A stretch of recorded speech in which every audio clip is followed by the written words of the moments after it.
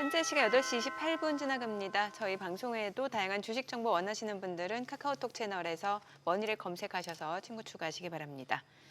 와, 소장님 휴가 이틀 다녀오시고 복귀한 타이밍이 기가 막힌데요. 그러니까요. 아니 뭐 아니 완전 뭐 예측을 하셨어요. 손주 바보가 돼갖고 하루 종일 뭐 그러면서 뭐 다니다가 시세만 중간중간 봤는데 웬 난리통이었어요 이틀 동안. 그러니까요. 근데 이게 딱 복귀하시는 날 기가 막히게. 이제 막 날아갈 일만 남은 것 같은데 아닌가? 아니야 이런 말 하면 안 돼. 이런 말 하면 안 돼, 그죠? 네. 예. 많은 분들이 좋아하실 것 같아요. 그러니까요. 근데 오늘은 심상치 않아 보입니다. 야간 선물도 그렇고 프리장도 그렇고 기술적으로도 보니까 딱딱 이렇게 돌아설 만한 데서 그 이제 소위 말하는 그 요거 5일선이 20일선 딱 찍고 한번 튀자하는 그런 대목의 지수나 종목들이 많아가지고 네. 기대가 되는 하루입니다. 예. 그래요. 자, 오늘 함께할 분 네. 모셔보겠습니다. S플러스 자산운용 고태훈 본부장님 함께합니다. 어서 오세요. 어서 오세요. 안녕하십니까. 고 본부장님. 아유, 한 달 만에 나오셨나요? 예, 한 달 정도 됐습니다. 이제. 조금 살이 붙으셨네. 네, 뭐 그냥 유지만 하고 유지만 있어요. 하고 계시다. 너 보기 좋아요. 예, 많이 뽀얘지셨어요. 처음 출연하셨을 때. 지금 어떻게 아직도 엄청난 변동성 장세를 겪고 있는 중이고, 네. 뭐 트럼프 대통령의 이란 관련한 그 내용들도 뭐 지금 봐서는 이번 것까지 또 없던 일이 되고 또 다시 뭐 때리리 마냐 하면은 정말 이제 실망스러워질 것 같은데 거의 어떻게 막바지에 도달했다고 보십니까? 조정 국면이. 예, 뭐 사실 지금 이란 전쟁과 관련된 이슈들은 시장에 크게 반영된다라고 하기가 좀 어렵잖아요. 오히려 지금 그렇게 물가 보신다. 지수나 네. CPI나 펀더멘탈한 영향들을 훨씬 더 크게 주고 있기 때문에 근데 어제 밤중에 장중에 이 흐름 보니까 트럼프 대통령이 이제 곧 이란하고 이제 서명만 남았다 이러니까 모든 것들이 갑자기 탁탁탁 다 튀던데. 그죠. 그거는 이제 아무래도 유가 영향이 유가. 있다 보니까 그건 부정할 수는 없는 것 같습니다. 결국 그 물가 상승에도 유가의 영향이 굉장히 큰 부분 중에 하나이기 때문에 유가를 어느 정도 지금 이란 전쟁이 완화되면서 좀 잡게 된다면 충분히 그거는 좋게 반영할 만한 요소이긴 한데 뭐 트럼프 대통령도 계속 결국엔 협상 쪽으로 가려고 계속 방향성을 하고 있는 거니까 뭐 시장이 갑작스럽게 또 반대 방향으로 갔을 때 실망은 할 수 있겠지만 계속 그 방향으로 갈 거다, 부정적인 방향으로 갈 거다라고 예상하지는 않고 있어가지고 뭐 그렇게 부정적으로 볼 건 아닌 것 같은데 이제 어느 정도 많은 것들이 좀 해소되는 부분들이 좀 있는 것 같습니다. 이제 다만 근데 6월 달로 지금 들어와 있잖아요. 네. 6월 달 동안 사실 실적 발표가 없거든요. 그러니까 펀더멘탈한 이슈가 별로 없다 보니까 변동성은 사실은 어느 정도 있을 수밖에 없다. 매크로 환경에 따라서.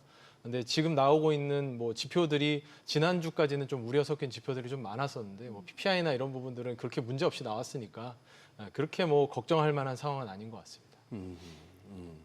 아니 그러면 이제 지정학적 리스크는 어느 정도 좀 해소됐다라고 볼 수도 있을 것 같지만 또 사실 주말 사이에 또 그러니까. 이게 합의를 또 해줘야 그렇죠. 이게 네. 뭔가 왜냐면 지나고 나서도 이제 시장은 상승 추세를 하더라도 변동성 계속해서 큰 구간이 이어질 수 있다는 분석은 여전히 많은 것 같거든요. 네네네. 예. 그러니까 결국 변동성을 뚫고 가려면 그 1분기에 보여줬던 거는 반도체가 이 국면을 뚫을 수 있다. 네네. 충분하게 매출 성장을 만들어내는 거라는 확신을 줬고 그게 한 단계 지수 레벨을 높여주는 요인이었는데 다시 한번 7월 달에 들어가면서 펀더멘탈한 것들이 다시 나와줘야겠죠.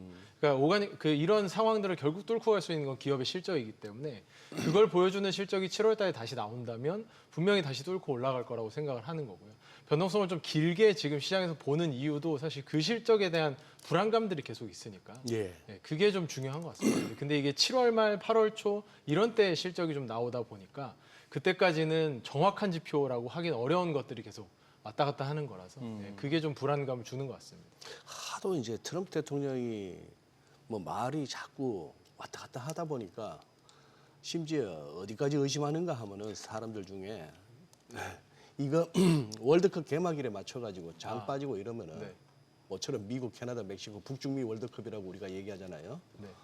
이따 또 11시 우리 또 체코하고 경기한다면서요. 네. 사실 그나마 월드컵이면 괜찮은데 지금 트럼프 대통령 생일에 맞춘다라는 맞아요. 얘기를 하고 생일에 있어가지고 아하. 9월 14일 생일에 맞추고 맞아요. 있다 뭐 이런 얘기도 있어가지고 그거도 있네. 예, 그러니까 여러 가지 뭐 사실 트럼프 대통령이 워낙 그 반대로 이야기한 경우들이 너무 많았었기 때문에 거기다가 또 뭐 좀 중간에 티격태격은 있었지만 그래도 일론 머스크는 그래도 트럼프 대통령의 강력한 우군인데 네. 스페이스X 상장을 앞두고 이런저런 말도 많잖아요. 네. 월가 내에서도 회의적인 시각도 없지 않고 뭐 그러다 보니 이거 맞춰서 또 장 빠지고 하는 것도 뭐 막기 위해서 어쨌거나 뭐 일을 더 크게 벌리지는 않겠다 하는 네. 의지는 확인됐으니까 네, 네. 그래요. 근데 사실 그동안 이란하고 이스라엘이 말을 안 들은 거잖아요. 그렇죠. 예, 사실 어떻게 보면 트럼프는 계속해서 종전에 예, 대한 의지가 맞아요. 있고 바람이 그만 끝내자 있었는데 하는데. 이스라엘 예상보다 말을 너무 안 들었던 거예요. 예, 이제 그 두 국가가 이제 말을 듣는 뭐 배경이라든지 네. 아니 뭔가 뒤에서의 물밑 합의가 있어야 된다라는 거잖아요. 네, 그렇죠. 예. 그런 부분들이 좀 이루어져야 되는 건데 사실 뭐 시장으로 알려지는 부분들이 없기 때문에 공개적으로 알려지는 부분들이 사실은 없기 때문에 뭐 저희가 바라보는 입장에서 매크로 변수인 유가 변동성만 바라볼 수밖에 없는 거고 조금 이제는 정치의 영역이 좀 더 강한 것 같습니다. 네. 저희 경제적인 영역, 주식의 영역에서는 조금은 이제 변수가 이미 반영되어 있는 게 아닌가라는 생각을 좀 하고 있습니다. 진짜 네네. 시장이란 놈이 알기가 참 알 수 없다는 게 PPI도 헤드라인 CPI도 만만치 않았지만 PPI도 헤드라인 수치만 봐서는 헉 쉽잖아요, 그죠? 전월비 1%입니다. 그냥 근원 말고 이렇게 되면 이거는 뭐 연간 12%도 넘을 수 있다는 그런 어떤 시사점인데 그것도 그냥 무시가 되고 22가 금리를 올렸는데 미국 유럽장도 올랐어요. 네. 뭐 금리 인상하면은 정신은 떤다면서. 근데 실컷 그렇게 기억하고 있는데 막상 또 닥치니까 안 그렇고. 그러니 이게 단편적으로 그냥 1차원적으로만 반응해갖고는 이게 돈을 못 버는 시장 같아요. 여기가. 22 뭐 관련해서 좀 우리가 무슨 시사점을 얻을 수 있을까요? 뭐 금리 인상도 했지만 사실은 뭐 경제 성장률 떨어뜨렸잖아요. 전망치를 경제 성장률 전망치를 네. 떨어뜨렸는데 그러니까 유럽이 사실 미치는 영향이 그만큼 많이 줄어든 것 같긴 합니다. 그러니까 유럽 기업들의 시가총액 자체도 탑 10에 전혀 없는 상황이고 유럽 기업의 시가총액이 너무 많이 줄어들어 있고 경제적인 영향력이 줄어들어 있다 보니까 뭐 그들의 금리 변화에 따라서 전 세계 경제나 뭐 미국 증시나 특히나 이제 주요한 증시 미국 증시가 영향을 받는 수준이 굉장히 많이 줄어들어가지고 이제는 그 영향력이 많이 줄어들지 않았나라는 걸 좀 느끼는 그런 지표였습니다. 그리고 가장 중요한 게 지금 수급적인 그 이벤트 중 하나가 이제 스페이스X 네. 상장. 네. 지금 이제 공모가가 135달러 확정을 했고 이제 750억 달러를 이제 조달하게 되는 거고 이러면 이제 바로 상장하자마자 시가총액 7위로 올라서게 네, 되는 거죠. 그렇죠. 예. 이제 이게 과연 이제 계속해서 이제 인덱스 쪽에 들어가게 되니까 네. 계속해서 수급 블랙홀이다라는 얘기가 있어 왔고 그 부분에 대해서 또 아니다라는 시각도 있고요. 네. 어떻게 보시나요? 네. 사실 우리나라 분들은 한 3, 4년 전에 이걸 경험을 했습니다. 이런 비슷한 거를. 예. 우리나라의 LG에너지 솔루션이 그래. 예. 상장을 맞아, 하면서 맞아. 예. 상장을 하자마자 시가총액 2등인 기업이었고요. 굉장히 수급적인 효과가 컸던 것도 그 당시에 LG에너지 솔루션도 유동 비율이 굉장히 떨어졌습니다. 예. 그러다 보니까 패시브적인, 그러니까 우리가 잘 알고 있는 지수 ETF들이 이런 것들을 담아야 되고 인덱스 펀드들이 담아야 되다 보니까 그런 수급 효과가 일어나는데 그 수급 효과는 분명히 존재할 겁니다. 왜냐하면 스페이스X도 이번에 유동 비율은 4% 정도밖에 되지 않기 때문에 네. 굉장히 적은 비율이거든요. 이걸 담기 위해서 수많은 수급들이 몰릴 수 있어서 상장하자마자는 뭐 굉장히 급등 가능성도 충분히 있다라고 생각은 하고 있습니다. 예. 근데 그 수급 효과가 지나고 난 다음이 이제 문제인 거죠. 스페이스X가 사실 지금 밸류에이션이 나오는 상황은 아니기 때문에 그 밸류 관점에서 계속 이 수준을 유지할 수 있느냐. 시가총액이 지금 들어오자마자 탑 7으로 들어가는 그런 상황이고 다른 기업들에 비해서 돈 버는 게 훨씬 더 적은 상황인데 꿈만 가지고 이걸 계속 이어갈 수 있느냐의 포인트에서는 다소 좀 무리가 좀 있는 것 같고요. 그리고 여기에 수급이 또 지나치게 많이 들어간다라고 보기에는 패시브 자금들이 이미 어느 정도를 그걸 다 하고 나면, 그러니까 어느 정도 비중을 채우고 나면 그 다음부터는 이제 수급 효과보다는 펀더멘탈한 부분들이 올라와야 되는 거기 때문에 뭐 영향력이 아주 크다라고 보기는 좀 어려울 것 같습니다. 예. 저는 궁금한 게 이제 간밤에 뉴욕 증시에서 보면은 이제 기존의 그 빅테크라든지 아니면 하이퍼스케일러라든지 또 이제 AI 관련 뭐 CPU 관련 종목들이 이제 많이 어느 정도 좀 기간 조정을 겪다가 지금 올라와 줬는데 이제 반도체 랠리가 다시 시작될 수 있는지 여부가 궁금한 게 이게 스페이스X를 시작으로 이제 하반기 뭐 엔스로픽 오픈AI 줄줄이 상장 예정되어 있잖아요. 그러면 사실 많은 자금을 확보하기 위해서 기존의 상승을 주도했던 섹터에서 자금을 뺀다라는 얘기가 있어가지고 네.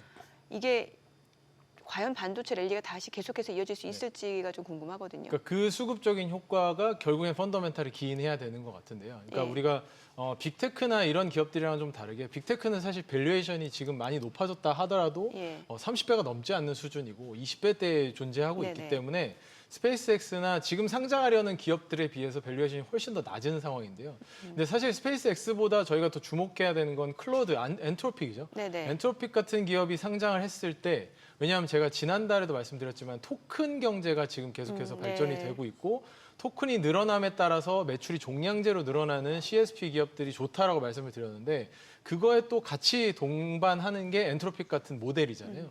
그런 모델들은 성장성이 충분하기 때문에 사실 시장에 들어왔을 때 영향이 좀 더 크다라고 보고는 있습니다. 근데 다만 이제 저희처럼 이제 상장 주식을 거래해야 되는 특히나 네. 이제 투자자분들이 대부분 그러신데 상장 주식을 거래해야 되는 입장에서는 이런 비상장에 있던 매우 중요한 기업이 상장 시장에 들어온다라는 것 자체가 매우 중요하거든요. 포트폴리오에서 저희가 상장 주식만 가지고 있으면 비상장에서 이런 흐름들을 주도하는 기업들을 못 가져가는데 그게 많이 나타나는 게 이제 중국 증시인데 중국 증시에도 보면 화웨이가 상장이 안 돼 있고 틱톡이 상장이 안 돼 있다 보니까 지난 한 5, 6년간의 굉장히 중요한 변화들을 주도했던 게 틱톡의 SNS였는데 이런 변화들을 포트폴리오에 담지 못하는 거죠. 근데 엔트로픽이 들어온다라는 건 포트폴리오의 일정 부분을 가져갈 수 있다라는 거기 때문에 뭐 수급적으로 물론 당연히 비중을 이동해야 되는 이런 요인들은 있습니다. 하지만 펀더멘탈이 충분히 지켜낼 수 있을 거라고 생각을 하고요. 그러면 이제 저희는 그 수급적인 효과는 좀 일시적인 충격 정도로 이해하는 게 맞지 않을까라고 생각하고 있습니다. 지금 우리 고태훈 본부장께서 S플러스 자산운용의 액티브 ETF 본부장 이렇게 이제 저희들이 소개를 해드립니다만 네. 직접 그러면은 ETF 운용을 하시는 거죠? 네, 맞습니다. 지금 지금 저희 액티브니까 스페이스X 담으실 거예요? 스페이스X 지금 보류 상태입니다. 왜요? 왜냐하면 일단은 밸류에이션이 굉장히 높습니다. 저희는 스페이스X를 정말 담아야 되는 상황이 언제일까에 대한 고민을 계속 하고 있는데요. 그래요? 그러니까 저희는 뭐 테슬라나 일론 머스크에 대해서 굉장히 긍정적으로 생각을 하고요. 예. 그 부분에 대해서는 긍정적으로 생각을 합니다. 근데 이제 과연 스페이스X가 정말 돈을 만들어낼 수 있을 것인가, 밸류를 정당화할 수 있을 것인가를 했을 때 트리거들이 좀 있어야 될 것 같은데 일단은 첫 번째로는 발사 비용을 확실하게 떨어뜨려주기 위해서 스타쉽이라는 프로젝트가 성공을 해야 된다는 거거든요. 지금은 그러니까 1단 발사체와 2단 발사체가 있는데 2단 발사체까지는 회수를 못한 상황이고요.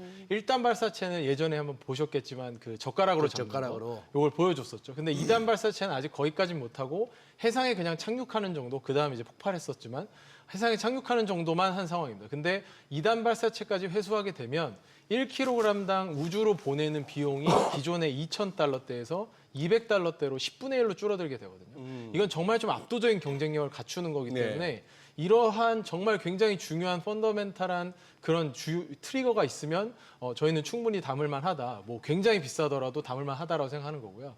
두 번째는 사실 이 회사가 지금 그 앞으로 토탈 어드레서블 마켓이라고 하는 자기들이 타겟으로 하고 있는 시장에 대해서 그 S1 서류에다가 그러니까 증권신고서에다 올려놓은 내용들을 보면 엔터프라이즈 애플리케이션 결국 AI 부분에 대한 시장 전망을 가장 크게 잡아왔거든요. 근데 AI 부분에 대해서 과연 이 회사가 경쟁력을 가져갈 수 있을 것인가?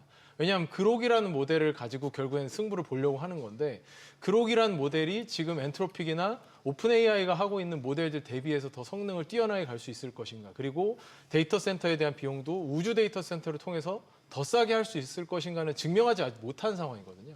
그래서 이러한 포인트들이 두 가지 정도가 좀 해소가 돼야만 저희는 여기서 지금 벌써 시가총액이 2,600조인데 2,600조인데 밸류에이션은 훨씬 뭐 사실 우리나라 기업인 삼성전자가 2,000조대인데 네. 밸류에이션이 5배짜리인 거잖아요. 그렇게 본다면 저희는 펀더멘탈 가치 관점에서 충분히 당연히 지켜봐야 되는 기업입니다. 왜냐하면 우주라는 시대를 여는 기업이고 AI 인프라를 우주로 보내는 굉장히 중요한 산업을 여는 기업이기 때문에 지켜봐야 되는 건 분명하지만 밸류에이션 문제가 있기 때문에 포트폴리오에서는 좀 더 저희가 좀 숨 고르고 지켜보면서 밸류에이션 해보려고 하고 있습니다.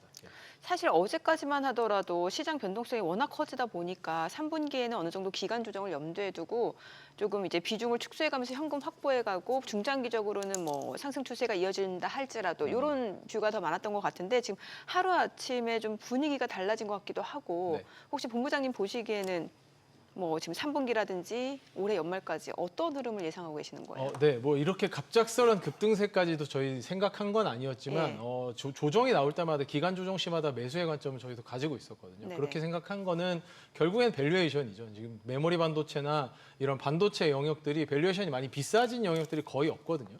그러니까 특히나 메모리 반도체 같은 경우는 삼성전자, 하이닉스 아직도 5배, 6배 수준인 거고 네. 뭐 미국으로 넘어가서 마이크론만 보더라도 9배 정도 수준밖에 안 되기 때문에 이게 밸류에이션이 과하다, 비싸다 얘기하기는 좀 어려운 것 같고요. 다만 이제 그 외의 영역들, 뭐 지난달에 굉장히 많이 상승을 한 게 레거시 반도체들인데 우리가 알고 있는 최선단 공정에 있는 그런 기업들이나 메모리 반도체가 아니라 후선 공정에 있는데 그 캐파 투자가 더 이루어지지 않아서 근데 이제 그 수요가 굉장히 많이 늘어나면서 좋아졌던 그런 기업들이 밸류에이션을 막 30배, 40배 이상 올라가는 그런 모습은 보여줬거든요. 거기서는 조정이 일어나는 게 맞겠지만 메인이 되는 기업들은 아직도 밸류에이션이 그렇게 높지 않기 때문에 충분히 이제 기간 조정 시에는 매수 관점으로 저희는 생각을 하고 있었고요. 근데 어제 또 급등을 하면서 예. 예를 들어 뭐 샌디스크 같은 경우도 신고가로 다시 올라온 네네. 상황이고 그래서 지금 뭐 시장에서 급격하게 비중을 더 다시 채우자 뭐 이런 것까지는 아니지만 왜냐하면 제가 말씀드렸던 네. 것처럼 펀더멘탈한 지표가 7월 말에나 나올 겁니다. 그러면 예. 또 앞으로 한 2달간 또 지리한 이야기들이 아. 계속 오갈 수 있기 때문에 여기서 또 갑자기 너무 다가서자 이거는 아니고요. 예, 우리는 계속 좀 지켜볼 만한 시간이 있다라는 관점에서 보시는 게 좋지 않나 그렇게 생각하고 있습니다. 아니 뭐 스페이스X는 당장은 안 담겠다는 의중은 알겠는데 네, 또 궁금한 거. 네, 아니 뭐 삼성전자 한 37만 원 갔던 게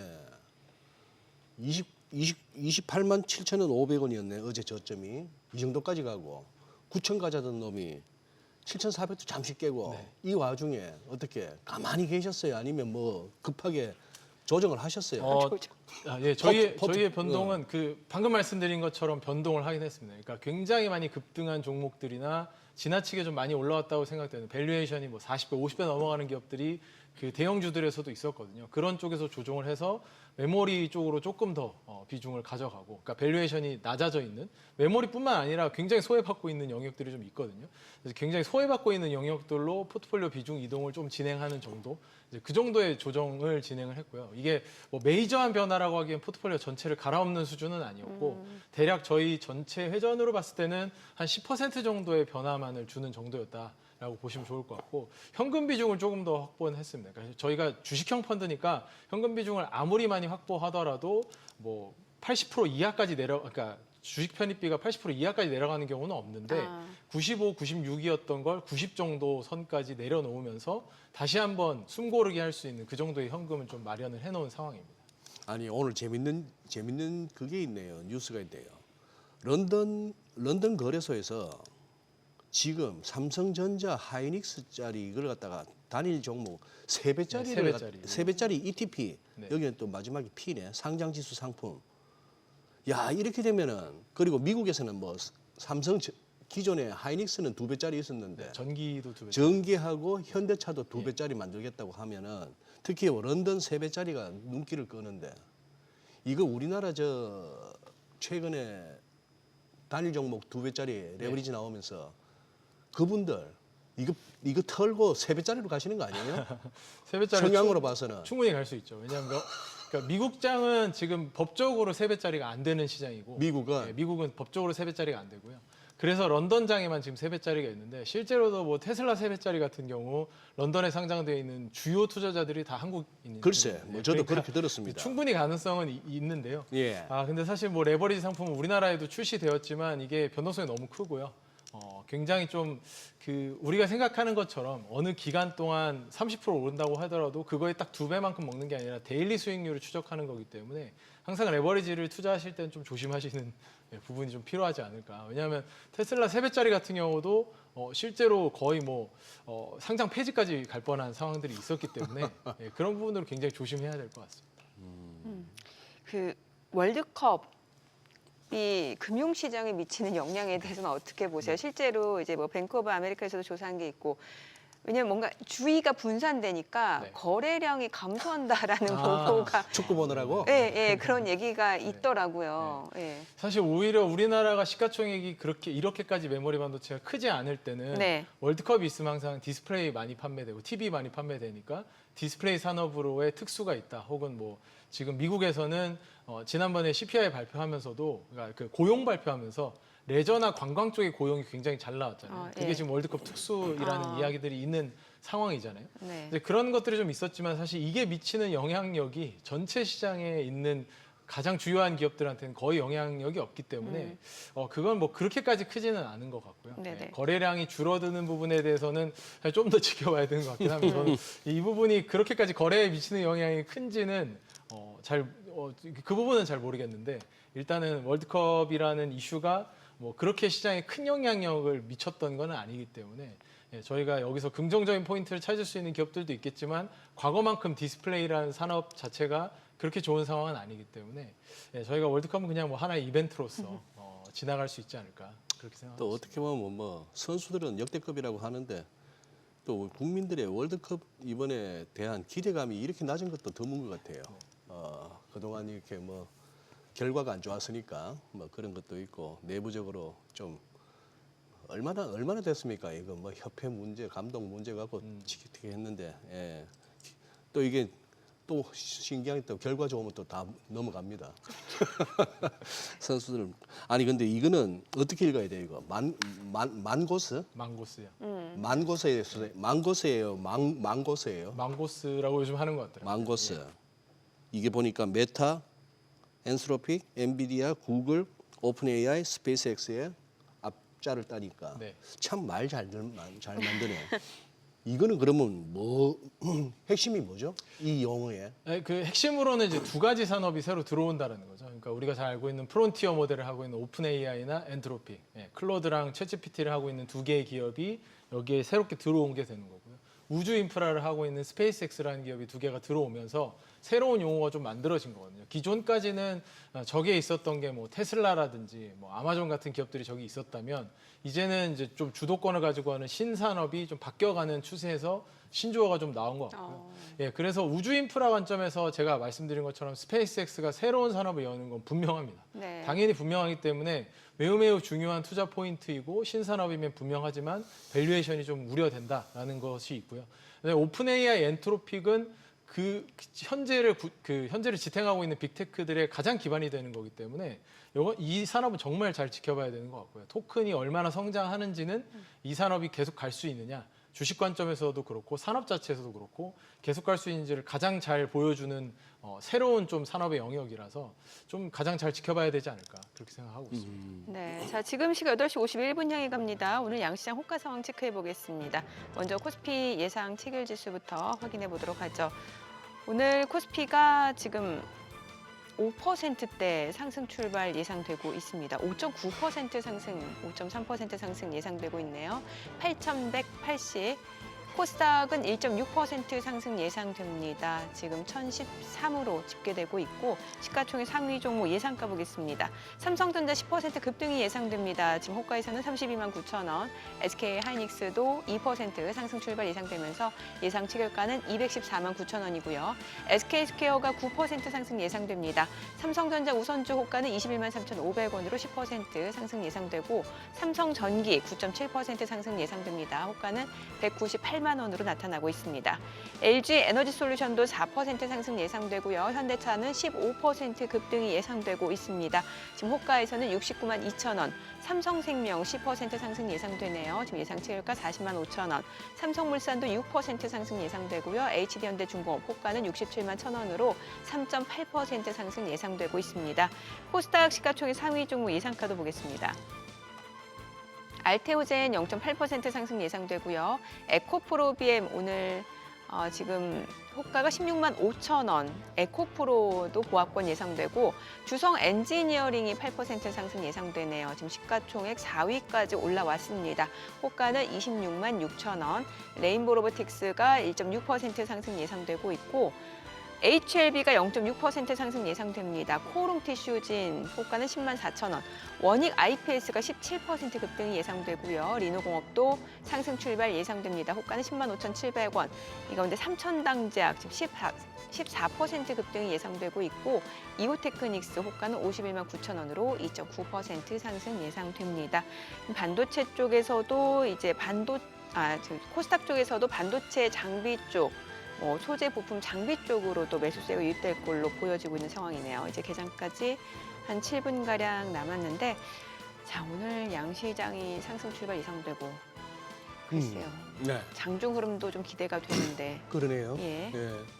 그냥 뭐 계산기만 두드려 보면은 야간 선물 한 7.9%, 8% 가까이 올랐다고 한다면은 한 600포인트가 올라야 되는데 그러면 8,370라운드, 8,400까지 트라이. 근데 지금 뭐 이런 상황이라서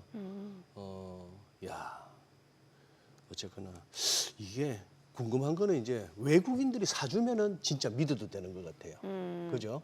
이제는 뭐 스페이스X IPO 때문에 뭐 자금 마련 위해서 이제 이런 소리 이제 하면 안 되는 거고 다 끝났고 그죠?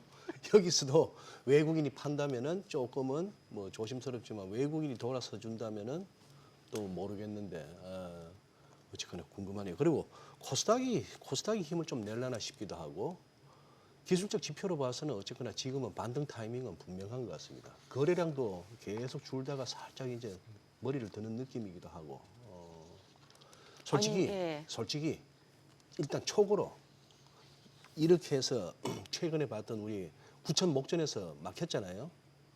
지금 아직 이제 6월이지 아직 뭐 절반도 안 지났습니다만 이번 6월 가기 전에 9천 넘어설 정도의 어떤 그걸 보고 계시는지. 충분히 시도 자체는 할 수 있다라고는 생각은 하고 있는데요. 뭐 저희는 메모리 반도체가 너무 싸기 때문에 여기서 메모리가. 외국인이 사는 입장은 무리수는 전혀 없다고 보거든요. 왜냐하면 네. 우리나라 들어와서 사는 것도 그러니까 사실 환율도 지금 굉장히 약세였기 때문에 네. 외국인 입장에서는 더 싸진 거죠. 그러니까 이제 우리나라 시장에 대해서 앞으로 환이 더 약세로 가지 않겠다라는 예상까지가 더 들어간다면 별 무리 없이 우리나라 시장에 충분히 들어올 만한 포인트인 것 같고요. 어제 반도체 소부장들이 다시 일어나는 상황들이 물론 ETF의 수급 효과도 분명히 있었지만 펀더멘탈한 변화가 굉장히 중요한 것 같은데 이제 어제 전자신문 1면에도 났던 그런 내용들처럼 이제 SK하이닉스나 삼성전자가 밑에 있는 소부장 기업들에 대해서 충분한 마진을 챙겨주면서 생태계를 좀 끌어가는 모습을 보여준다면 그들에게 이익이 충분히 돌아올 수 있거든요. 근데 사실 지금 소부장 기업들, 특히나 소재 기업들 같은 경우 밸류에이션이 뭐 10배 이하인 경우도 아직도 있기 때문에 충분한 가능성은 있습니다. 이들의 비즈니스 모델은 메모리가 생산되고 또 이제 시스템 반도체가 생산되는 동안 계속해서 매출이 발생하는 구조라서 안정성은 더 높은 BM임에도 불구하고 그 최대 회사인 메모리 반도체 아래에 있다 보니까 밸류에이션이 어느 정도 짓눌리는 경향이 있는데 2018년, 19년을 돌아보시면 이제 소부장들이 한창 굉장히 핫해졌을 때 일본의 소재들이 국산화된다 이러면서 핫해졌을 때 그런 이제 우리나라 소부장 기업들이 밸류에이션을 크게 끌어올렸던 적이 있는데 다시 한번 생태계를 만들면서 갈 때는 충분히 가능성을 좀 가지고 있지 않을까. 근데 이제 거기로까지 외국인들이 이제 시선을 좀 돌릴 수 있는 시장으로 가준다면 조금 더 안정적인 9천만 트라이를 할 수 있을 것 같고요. 메모리 반도체 일변도로만 9천을 간다. 그러면 여전히 불안할 수밖에 없다. 언제든지 또 뭐 메모리를 좀 더 적게 쓴다든지 뭐 계약상의 변화가 있다든지 얘기가 나오면 크게 흔들릴 수밖에 없기 때문에 그 낙수 효과가 충분히 일어나는 게 필요하다라고 생각을 하고 있습니다. 사실 이제 뭐 메모리 반도체도 그렇고 어떤 기업들 실적만 놓고 봤을 때는 펀더멘탈 상으로 봤을 땐 여전히 싸다라는 논리에 대해서 많은 분들이 공감을 하시는 것 같은데 저희가 어제도 좀 짚어봤습니다만 이제 매크로 변수가 문제잖아요. 예, 매크로 변수. 이게 사실 그동안은 이제 이렇게 뭐 AI 랠리 이쪽에만 관심을 갖다가 최근에 다시 이제 매크로 변수에 관심을 갖기 시작했고 또 21을 기점으로 지금 글로벌 통화 긴축 시대다라고 네. 하니까 이 부분이 또 언제라도 다시 좀 부각이 되면은 네. 사실 이런 기존에 사이클에 올라탔던 종목들 네. 또 주가 조정 변수로도 작용이 될 수 있는 거잖아요. 네네. 그러니까 그런 입장에서 지금 유가가 굉장히 중요한 것 같은데요. 예. 제가 2달 전쯤에 출연했을 때도 한번 말씀드렸던 것처럼 유가라는 변수가 이렇게 높은 유가가 유지돼 버리면 6개월 정도 뒤에 물가에는 영향이 더 크게 미치기 때문에 레깅해서. 네. 근데 그런 효과들이 지금 이제 그 종전을 통해서 사라진다면 충분히 그 다음에 그 기대감은 물가가 높게 나오더라도 물가는 다시 떨어질 거야라는 기대감을 줄 수 있기 때문에 그걸 그렇게 걱정할 필요는 없을 것 같은데 네. 이 상황이 얼마나 또 계속될지는 전혀 알 수 없는 영역이니까 불안감은 계속 가져가야 되는 건 맞는 것 같습니다. 근데 이제 올해 시계로만 보면 당연히 그렇게 보는 게 맞는데 중장기적인 관점에서 저희 하우스에서 생각하는 건 계속해서 디플레이션을 오히려 걱정해야 되는 시대가 올 거라고 생각을 하고 있거든요. 그래요? 인플레이션. 피지컬 AI 때문이긴 합니다. 왜냐하면 최근에 이제 뭐 피겨나 이런 데서 그 보여줬던 휴머노이드 로봇을 실제 산업에 활용하는 예시들을 보면 아마존도 마찬가지인데 계속해서 물류 비용이라든지 노동 비용을 효율화하는 로봇들을 계속 투입하고 있는 상황입니다. 그러면 우리가 실제로 그 끝에는 완전히 생산을 자동화할 수 있는 완전히 생산을 24시간 동안 무한으로 해낼 수 있는 로봇을 계속 투입할 수 있다는 얘기 때문에 그러면 이 물가가 계속해서 하락 압력을 받을 수밖에 없거든요. 예. 공산품의 경우에 우리가 정말 힘을 들여서 생산해야 되는 수공예품들이나 이런 예. 작품들은 아니겠지만 우리가 쓰는 일반적인 공산품들은 계속해서 단가가 내려간다는 얘기인 거고 그러면 디플레이션을 걱정해야 되는 건데 이게 우리가 경험을 해봤잖아요. 2008년 이후에 아마존이 전 세계적으로 전자상거래 시장을 확대하고 물류를 효율화하면서 비용이 효율화됐던 그 국면이랑 비슷하게 중장기적 디플레이션 국면을 생각했을 때는 올해 시계만 놓고 보면 불안한 건 사실이지만 중장기적으로 분명히 물가를 다시 떨어뜨릴 만한 요인은 존재한다. 그래서 매크로 변수가 지금은 그런 변수가 되긴 하겠지만 길게 본다면 그렇게 볼 필요는 없을 것 같다라고 생각하고 있습니다. 야 진짜 아닌 게 아니라 저 고본 부장님 가끔 그 고속도로 타시는지 모르겠는데 휴게소에 식당 푸드코트에 보면은 네. 거의 주방에 한 분 정도 계세요. 그렇죠, 맞아요. 네. 뭐 라면이고 한식이 국밥이고 전부 이 뭐 컨베이어 시스템으로 해가지고 로봇이 다 돌리던데. 네. 그러면 뭐 하죠 사람이 이제 그냥 나라에서 주는 걸로 먹고 살아야 되나? 뭐 그래서 기본소득에 대한 얘기들도 항상 하는 건데 그런 것들이 계속 효율화되면서 단가는 계속 떨어질 거라고 생각을 하기 때문에 근데 이제 이게 경제학자들이 얘기하는 디플레이션의 요소에 들어가기는 굉장히 어려울 겁니다. 이거 알아내기도 어려울 거고 후행적으로 알 수밖에 없기 때문에 후행적으로 물가가 떨어지고 난 다음에 해석하는 식으로 나올 거라서 저희는 좀 더 선제적으로 해석을 한다면 그게 충분히 가능하다라고 생각을 하고 접근하는 것이 맞지 않을까. 네, 그렇게 좀 바라보고 있습니다. 예. 네. 간밤 뉴욕 증시 트럼프 대통령의 발언 이후 시장 상승폭을 급격하게 키우는 모습이었습니다. 이란과 종전합의 기대감이 반영이 되는 상황이었고 오늘 국내 증시도 그 부분이 영향을 미칠 것으로 보여지죠. 국내 증시 개장합니다.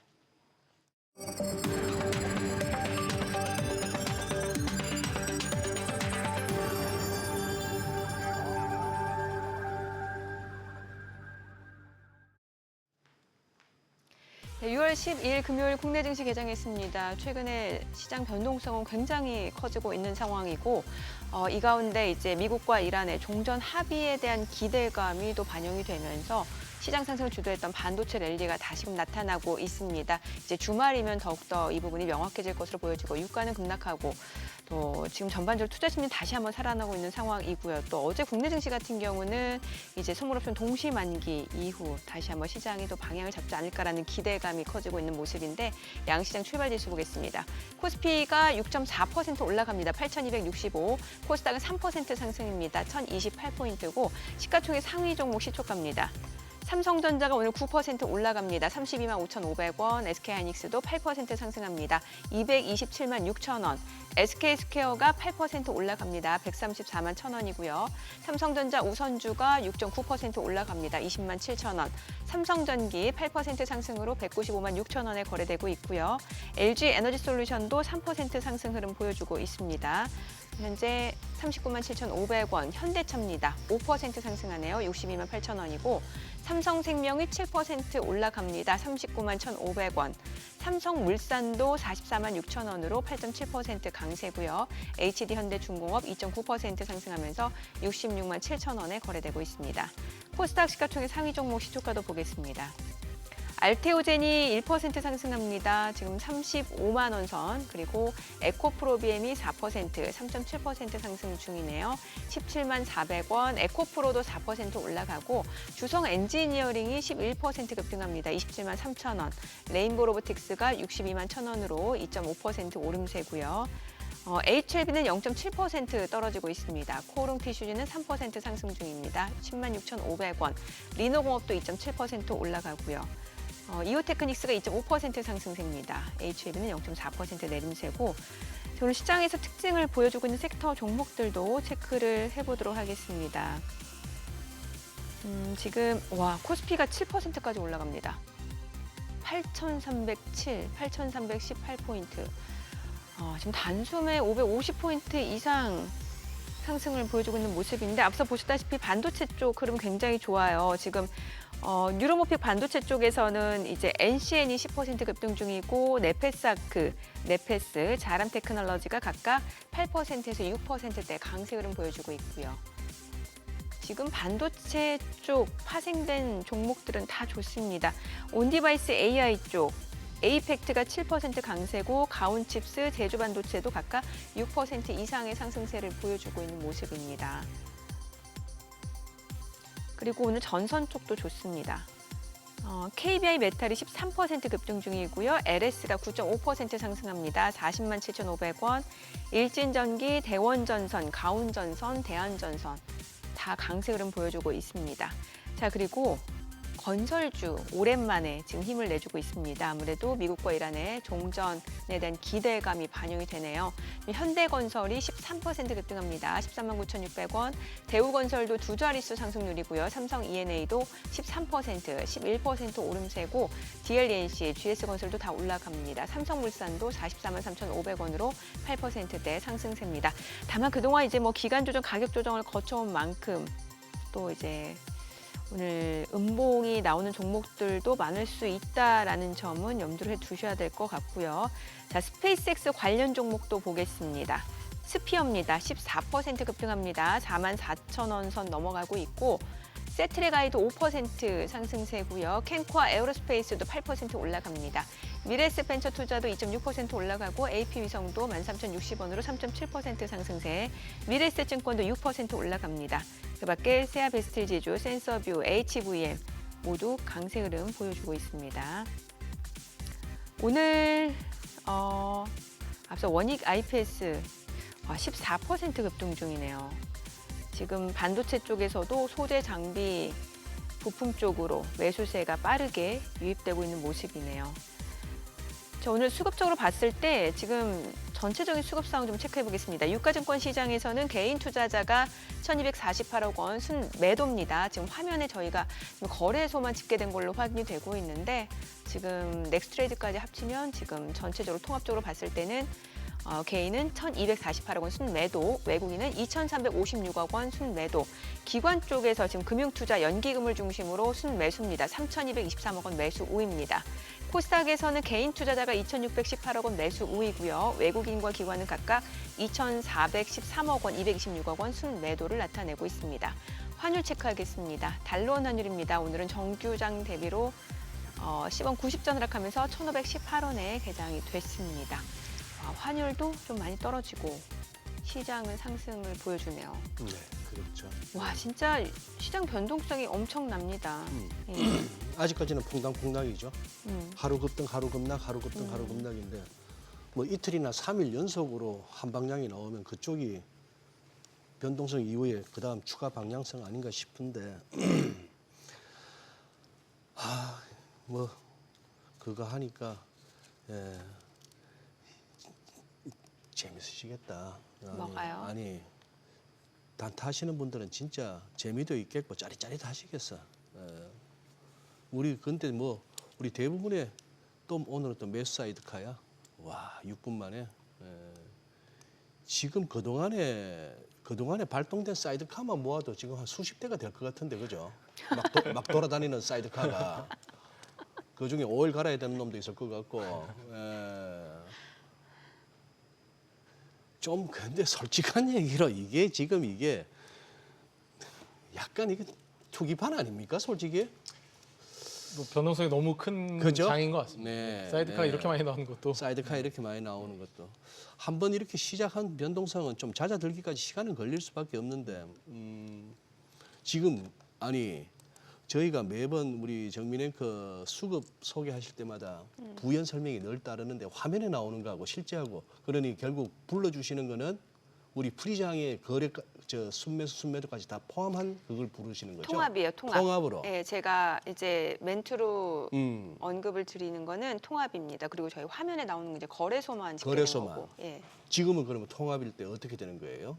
제가 체크해 볼게요. 예. 잠시만요. 외국인이 지금 사는 거예요, 파는 거예요? 지금 외국인은 팝니다. 1984억 원 순매도, 1983억 원 순매도고 기관 쪽에서만 순매수입니다. 기관 쪽에서만 순매수. 예, 유가증권 시장에서. 아, 예. 코스닥에서는 개인 투자자가 순매수고요. 예. 저기 여기도 옵니까? 아니 최근에 그 캐시우드도 다녀갔다면서요? 네. 뭐 지금도 있는 거죠. 지금도 있어요? 지금도 있어요. 그냥 놀러 왔습니까? 아니면 뭐 비즈니스? ETF 협업을 한다라는 얘기를 좀 ETF 듣긴 협업? 했는데, 예, 뭐 아무래도 우리나라에서 아크가 좀 인기가 좀 있다 보니까 증권사에서 좀 모시고 이러시더라고요. 아 그래요? 뭐 일도 하고 겸사겸사겠죠. 네, 네, 네. 겸사겸사. 예. 그런데 여기는 또 왜 옵니까? 이거 올트만은 샘 아. 올트만은 아무래도 지금 오픈 AI도 협업 업체를 많이 찾아야 되는 그런 상황인 것 같습니다. 그러니까 젠슨왕이 방문했던 거랑은 조금 케이스가 다른 게 오픈 AI도 뭐 지금 카카오와 협업을 하고 삼성전자도 최근에 삼성에서 전사적으로 AI를 좀 더 적극적으로 활용해서 AI 트랜스포메이션을 하겠다라고 얘기를 하면서 이번에 들어와서 어떤 협업을 할지에 대한 내용들을 좀 더 협의하는 것 같고요. 지금 오픈 AI는 사용자를 더 많이 확보하고 엔터프라이즈로 더 많이 진출하는 게 매우 중요하기 때문에 돌아다니면서 계속 그 부분을 설득하는 과정들, 협업하는 과정들이 굉장히 필요해서 뭐 사실은 우리나라 시장도 매우 중요하게 생각하면서 들어올 수밖에 없지 않나 그렇게 생각하고 이번에 미팅하는 데 중에 좀 지금까지 미팅 안 했던 데가 네이버를 미팅을 하게 되는데 네. 네이버가 이제 젠슨왕 대표가 왔을 때 네오클라우드 데이터 센터에 대한 이야기를 했잖아요. 그런 데이터 센터를 구축을 해놓으면 그걸 기반으로 이제 활용해야 되는 건 결국에 이런 그 프론티어 모델 업체이기 네, 네. 때문에 그런 과정에서의 협업이 또 자연스럽게 나오지 않을까라고 예상은 하고 있습니다. 피지컬 AI 쪽은 어떻게 보세요? 사실 이제 그 젠슨왕 다녀간 이후로 뭔가 이제 그 피지컬 AI 로보틱스에 대한 관심이 높아졌거든요. 네. 그러니까 피지컬 AI를 지금 현재 주도권을 많이 가지고 있는 건 중국이고 중국인 것은 분명한데 우리나라에 들어왔던 이제 그 이유들을 좀 고려해 보면 뭐 우리나라와의 협업이 굉장히 중요한 상황이라고 생각을 하고 있거든요. 엔비디아 입장에서도 전 세계적으로 봤을 때 지금 엔비디아의 두뇌를 가지고 중국의 피지컬, 그러니까 중국의 이런 로봇들과 함께 협업을 하는 그런 구도인 건데 미중 간의 관계가 워낙 안 좋기 때문에 네. 미중 간의 관계가 언제든지 깨질 수 있는 이런 상황을 고려했을 때는 엔비디아 입장에서 그 다음 같이 해줄 만한 파트너십이 매우 중요하거든요. 근데 전 세계를 살펴보면 결국 이 휴머노이드 로봇은 자동차 업체들이 가야만 대량 생산이 가능합니다. 굉장히 대량 생산해야 되는 설비 능력과 지금까지 그런 기계 장치를 다뤄왔던 능력들이 필요한데 자동차 OEM들 중에서 유의미하게 큰 회사들이 이걸 할 수 있는 회사가 사실 돌아보면 국내밖에 없거든요. 유럽의 OEM들, 뭐 폭스바겐이나 그런 그룹들 같은 경우 소프트웨어 능력이 굉장히 많이 떨어지고요. 일본 같은 경우는 아직 뭐 전기차나 이런 자율주행으로의 전환에 대해서 좀 느린 부분이 있고 네. 소프트웨어 역량 역시 우리나라보다 좀 떨어지는 부분들이 있죠. 그러다 보니까 우리나라에 들어와서 현대차라든지 LG전자라든지 이런 그룹들이랑 협업하는 구도랑은 좀 많이 차이가 나지 않나. 그래서 우리나라에서 협업하는 게 굉장히 중요한 이제 그런 흐름인 것 같고요. 그러다 보니까 지금 이제 피지컬 AI 쪽에서 우리나라가 어떤 역할을 해줄 수 있느냐가 매우 중요한 상황인 것 같습니다. 물론 대중화가 되기 위해서는 중국의 지금 유니트리와 엔비디아가 협업을 하고 있는데 이게 얼마나 싸게 공급을 할 수 있고 엔비디아가 거기서 플랫폼 독점력을 얼마나 가져갈 수 있는지 지켜보는 게 매우 중요한 부분이지만 제가 말씀드렸던 것처럼 미중 간의 관계 때문에라도 우리나라가 그 사이에서 충분히 할 수 있는 역할들이 좀 존재한다라고 그렇게 좀 판단하고 있습니다. 왜 한참 그 병목 현상 쪽 그 관련 종목들이 많이 움직였잖아요. 네. 뭐 학습에서 추론으로 넘어가면서 CPU, 메모리 CPU 이쪽으로 많이들 움직였고 그다음에 뭐 광통신 이쪽도 그렇고 네. 혹시 다음 병목 현상 쪽은 어느 쪽을 저희가 보면 네. 되는 거예요? 그러니까 지금 메모리는 여전히 아직도 예. 병목인 상황이고요. CPU가 여전히 좀 병목이 있는 상황, 병목이라기보다 수요가 굉장히 빠르게 성장하고 있는 그런 상황이라고 네네네. 생각을 하고 있거든요. 왜냐하면 이게 지금 제가 뭐 말씀드리는 건 아니고 인텔의 CEO가 지난 1분기 실적 발표할 때 얘기를 했었는데 지금 현재는 AI 서버에서 CPU랑 GPU랑 사용하는 비율이 1대8이라고 합니다. 근데 이게 앞으로는 1대4, 에이전트 AI 시대가 본격화될 때는 1대1까지 성장한다라고 하는 건 CPU의 수요가 엄청나게 늘어난다라고 하는 거거든요. 왜냐하면 이게 결국에는 추론으로 넘어간다라는 건 지금까지 가지고 있는 데이터 가지고 학습은 끝났고 뭐 쉽게 얘기하면 백과사전 다 만들어 놨으니 이제는 우리 생활에서 일어나는 데이터를 붙여서 어떻게 적용할 건지를 빠르게 찾아서 해주는 추론의 영역이 컴퓨팅이 80%인 건데 이 추론의 영역을 빨리 가져가려면 GPU나 ASIC 반도체를 빨리 돌려줄 수 있게 지휘해주는, 오케스트레이션 해주는 지휘자의 역할이 매우 중요한 건데 이 역할을 CPU가 하는 거거든요. 네네. 그러다 보니까 CPU 역할이 계속 중요해지는 거고 점점 더 성장을 하는 건데 CPU가 이런 기능으로 전환하기까지 아직은 그렇게까지 빠르게 전환을 못했기 때문에 병목이 계속 일어나고 있는 거고요. 그 과정에서 메모리도 계속 더 필요한데 메모리 부족하니까 메모리 병목도 일어나고 있는 거고 그 밑으로 딸려 있는 뭐 MLCC라든지 전력 반도체 굉장히 다양한 영역들은 다 병목이 일어나고 있는 건 여기 수요가 이렇게까지 다시 성장할 거라고 아무도 예상 안 했기 때문에 사실 설비 투자를 거의 안 해놨던 상황이거든요. 그러면 결국에는 반도체 공장이라는 건 한번 투자가 들어간다 하더라도 생산되기까지 거의 2, 3년의 시간은 필요하기 때문에 그 시간 동안은 병목이 여전히 반도체에 있을 수밖에 없다. 이제 그렇게 좀 판단이 되어집니다. 우리 고문부장님께서는 가끔씩 이렇게 뭐 어떤 기업 소개도 해주시는데 오늘 인바디 오. 네네. 이것도 비만 쪽 아니에요? 네, 맞습니다. 아 근데 여기 이 종목도 보면은 굉장히 그 주가는 다이나믹하다고 할까? 네, 지난달에 또 엄청나게 또 시세가 났는데 그렇죠. 뭐 관련 이것도 소개해 주시고 요즘 또 비만 관련한 그런 또 바이오 쪽 이렇게 주주분들도 고민이 많으시잖아요. 네. 좀 팁을 주시면. 예. 네. 그러니까 저희가 반도체만 바라보는 건 아니고 항상 균형적으로 소비의 영역도 바라봐야 되는데 네. 이거는 인바디라는 이 기업만이 중요한 게 아니라 GLP-1이라는 결국 비만 치료제가 중요한 거거든요. 이게 엄청나게 파급력이 높고 연간 매출이 100조가 넘는 굉장히 큰 신약이 나온 상황이잖아요. 그리고 이제 비만이 더 이상 그 질병으로서 머무는 게 아니라 치료 가능한 질병으로 넘어온 거기 때문에 그 치료하는 과정에서 중요한 게 결국에는 이제 체성분 분석이거든요. 뭐 앵커분들도 잘 아시겠지만 저도 이걸 활용해 봤기 때문에 더 중요한 거 몸무게를 그냥 줄이는 게 아니라 근력 손실을 최소화해서 유지 가능한 상태를 만들어주는 건데 이러한 건강 관리라는 시장은 사실 주식시장에서 전혀 관심을 안 가졌던 영역입니다. 아니 근데 잠깐만. 고본부장님이 왜 그 이 비만 관련한 약을 드셨어요? 저는 이제 비만 아니시잖아. 예, 항상 제 그때 임상한다고. 네.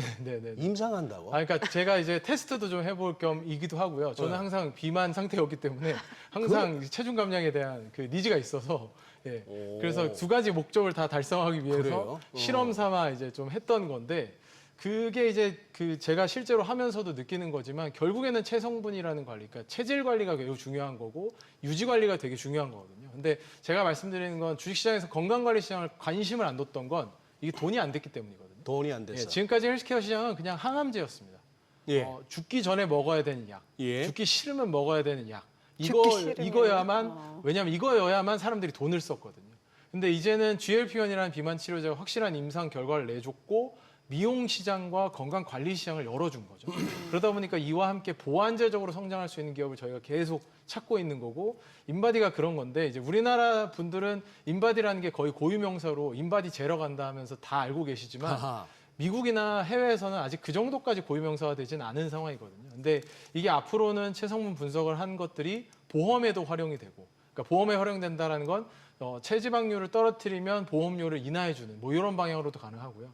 그 다음에 기본적으로 이 그 방식이 체수분을 분석해주기 때문에 질병이 예후가 어떻게 되는지 예후 판단을 해주는 데이터로서도 활용되기 때문에 이런 부분들이 앞으로 미국 시장에서 굉장히 발전해 나갈 수 있고 지난달에 갑자기 급등이 나왔던 건 실적 발표를 하면서 예. 미국 시장의 성장이 잘 나오면서 영업이익이 전년 대비해서 80% 이상 성장을 했거든요. 그래서 이렇게 좀 독자적으로 성장하고 있는 반도체가 아닌 영역도 있다라는 걸 한번 좀 말씀드리고자 했던 부분이랑 GLP-1 비만 치료제의 영향력이 굉장히 큰 그런 상황이기 때문에 같이 성장할 수 있는 거. 이것 때문에 피해보는 게 아니라 같이 보완제적으로 성장할 수 있는 기업들은 관심을 좀 가져서 저희가 보면 반도체가 좀 쉬어가고 변동성이 큰 구간에서도 조금은 안심하면서 갈 수 있는 그런 포트폴리오를 구축할 수 있어서 이제 그런 포인트로 보시면 좋을 것 같습니다. 아니 좀 전에 뭐 최근 3개월 주가도 CG로 나오기도 했습니다만 네.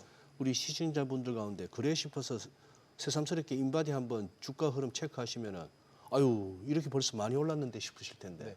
근데 밸류에이션이 사실 그 급등 전에는 10배 이하였고요.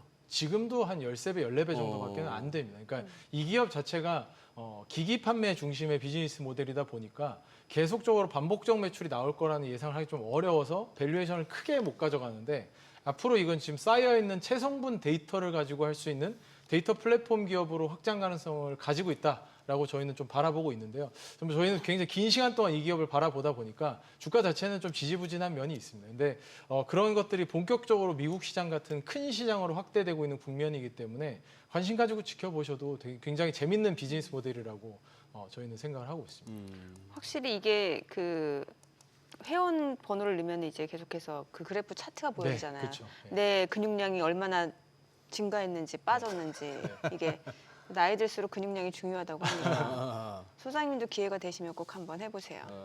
이게 예. 비만을 벗어나는 것도 중요하지만 근육 빠져버리면 안 된다 이 말이네. 그렇죠. 그렇죠, 예, 그렇죠, 예, 그렇죠. 예. 건강 관리의 시장이 확대되고 있는 거죠. 그래서 아까 자막에 얼마나 빠졌느냐가 아니라 무엇이 빠졌느냐가 네, 중요하다. 그러니까 이게 지방이 빠져야 된다. 네, 그러니까 지금 임상의 패러다임도 그렇거든요. 예. 일라이릴리가 다음번으로 준비하고 있는 것도 삼중작용제라는 걸 준비하고 있지만 그거 외에도 체지방을 빼주는 그런 약을 좀 준비하고 있거든요. 근성장은 계속, 예. 근육은 계속 유지하면서 그렇죠. 체지방만 빼주는 이런 쪽으로 임상이 계속 되고 있고요. 실제 임상 프로토콜에 들어가면 인바디 기기에서의 체성분 분석 데이터를 함께 활용하는 경우들이 굉장히 많습니다. 그래서 얼마나 이 사람들이 이 임상을 하는 동안 적절한 체중 감량을 했느냐 이걸 평가하는 것들이 지금은 좀 더 임상적으로 나오고 있기 때문에 앞으로는 더 중요성이 커질 거라고 생각을 하고 있습니다. 네. 아까 정민 앵커가 한번 이렇게 질문을 한 내용이긴 합니다만 이번 6월 중에 우리가 넘어야 할 매크로 변수 중에 허들이 딱 2개 남았어요. 다음 주 이제 BOJ하고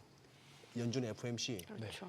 뭐 현재 분위기로 봐서는 그 어떤 식의 결정이 나오거나 어떤 식으로 통화 정책 경로를 갖다가 시사한다 하더라도 시장이 크게 충격받을 일은 없다. 뭐 이렇게 봐도 뭐 채권 시장에서는 이미 한 네. 50pp 정도까지는 반영했다라는 이야기들을 좀 듣기는 했는데 50pp 추가 그러니까 한 인상 번의 인상은 아니고요. 아니, 그 뒤에 결국 인상은, 인상 쪽으로? 결국 인상 쪽으로 반영했다라는 이야기들을 좀 하고 있는데 뭐 이미 어느 정도 시장은 그렇게 바라보고 있기 때문에 그렇게 걱정할 만한 이벤트인지는 좀 더 그 코멘트에서 좀 더 강력한 얘기들을 할 수 있겠지만 이미 어느 정도 시장이 예상은 하고 있다라고 판단하고 있습니다.